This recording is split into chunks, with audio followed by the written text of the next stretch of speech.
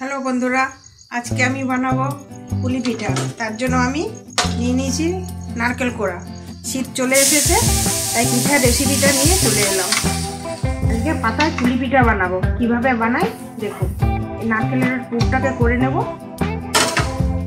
কড়াইতে নারকেল দিয়ে দিলাম। এবার গুড় দিয়ে দিচ্ছি। খেজুর গুড় দিয়ে দিলাম। শীত পড়ে গেছে, খেজুর গুড়ের টাইম। এখন খেজুর গুড়ের সময় খেজুর গুড় দিয়ে পিঠে করে খুবই ভালো লাগবে।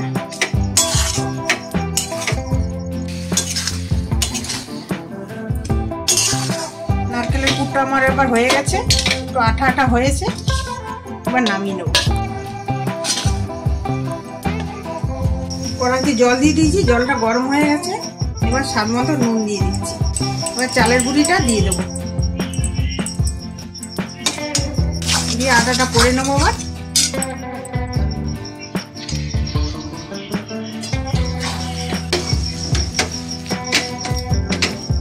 আটাটা মাখা আমার হয়ে গেছে। এবার পুলি পিঠেগুলো বানিয়ে নেব।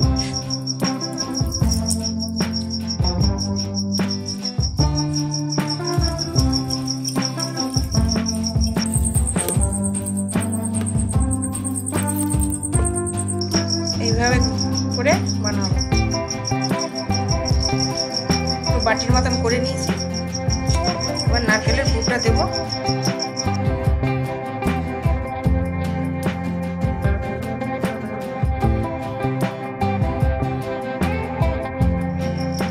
এইভাবে সব পুলিগুলো বানিয়ে নেব।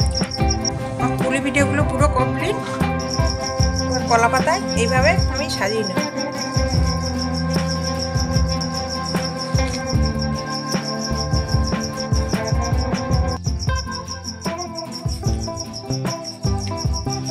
হয়ে গেছে। বাটিতে আমি একটু দুধ নিয়ে নিয়েছি আর গুড় দিয়ে দিলাম। এখন খেজুর গুড়ের সময় খেজুর গুড় দিয়েই বানাবো। আর সামান্য নুন দিয়ে দিলাম, দিয়ে গুড়টা আর দুধটা মিশিয়ে নেব।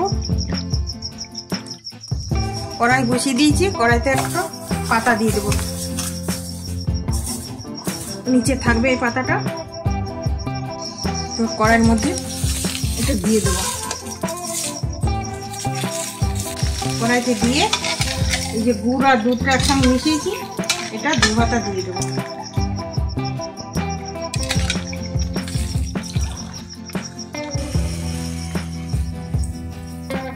এবার 10 মিনিটের জন্য চাপা দিয়ে দেবো। লো ফ্লেমে আস্তে আস্তে করে হবে।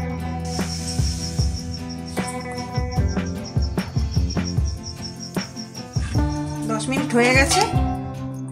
ঢাকাটা খুললাম। দেখুন এই পাশটা হয়ে গেছে। দুধে গুড়টা দিয়েছি, কেটে গেছে, অসুবিধা নেই।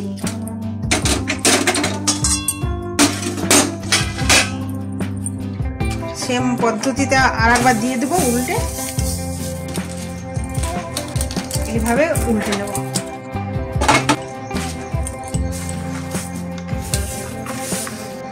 এই পাশটা দিয়ে দেবো।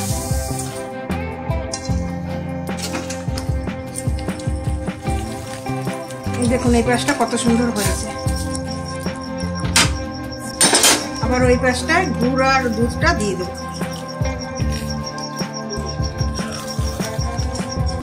আবার 10 মিনিটের মতন হবে। 10 মিনিট হয়ে গেছে, এটা হয়ে গেছে। এবার নামিয়ে দেবো।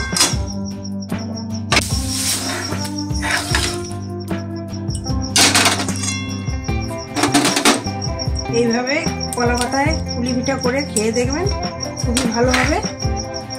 ভিডিওটা যদি ভালো লাগে লাইক শেয়ার কমেন্ট করবেন। ভালো থাকবেন, সুস্থ থাকবেন। ধন্যবাদ।